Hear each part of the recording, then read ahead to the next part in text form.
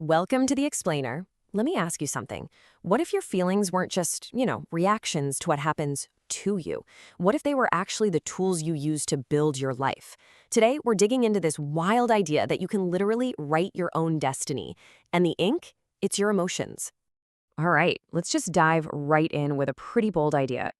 This quote, "You need to realize that you are the only God." Whoa, right? But hang on, this isn't about ego, it's way more fundamental. It's about, well, chemistry. The very same stuff that makes up the stars, hydrogen, oxygen, all of it. That's what's inside you. You are quite literally made of stardust. And this idea, it's not new. There's this incredible story in Hindu mythology where Krishna opens his mouth and his mother sees the entire universe inside.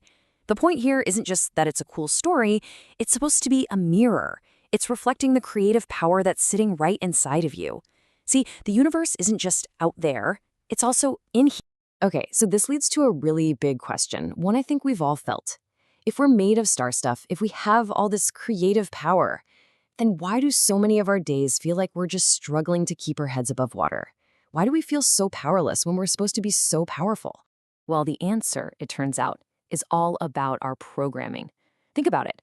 We're all running this mental software that was installed a long, long time ago. And here's the kicker. We didn't write the code, but it's quietly running our lives, shaping our reality. So it's time to break that inner code. So, picture your mind like a brand new, super powerful computer, a CPU with infinite potential. It's a blank slate. But then, right from when you're a little kid, society, school, the media, they all start installing programs. The source material calls them antivirus, which is kind of ironic because they act more like viruses. These limiting beliefs that are always running in the background, just whispering, you're not good enough, you can't do that. And it's a really simple chain reaction, right? These programs generate your thoughts. And your thoughts, they generate your emotions. So if your core programming is all about limitation, then of course you're going to have thoughts of doubt, and those thoughts are going to bubble up as feelings of anxiety and fear. Your emotions are basically just a printout from your internal software. But here's the thing, and this is the real game changer. You are not stuck with this programming. You actually have admin access to your own mind. So the real question becomes, how do you uninstall a program you've been running your whole life and install something new? And that brings us to the how. We're moving from theory to the practical stuff now, the actual tools you can use. This is the art of rewiring. Okay. So the number one tool in your toolkit is shockingly simple. It's repetition. Seriously, think about hammering a nail into a piece of wood. You can't just tap it once, right? No way. You have to hit it again and again and again. Well, your subconscious mind works the exact same way. You have to hammer in a new belief with repetition until it finally pushes out that old faulty code. And there's a really clear 4-step process for this. First, you have to isolate yourself. You've got to tune out all the external noise so you can finally hear what's going on in your own head.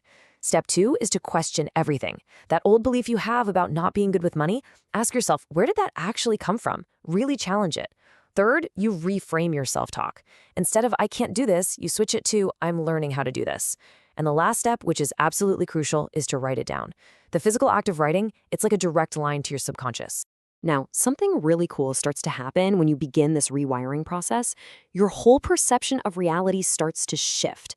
Even something we think of as totally fixed, like time, starts to get, well, a little weird. So, get this. The idea is you don't just have one age. You actually have 3. First, there's your documented age. The number on your driver's license, can't change that. Then there's your biological age, which is all about your physical health. You have a ton of control over that. But the most interesting one is your psychological age. That's the sum of all your wisdom and experience. And that one, it's totally 100% under your control. And this just completely shatters the normal way we think about aging, doesn't it? You could be 29, but you could absorb the entire life experience of a 90-year-old just by reading their book. You literally add their wisdom to your own.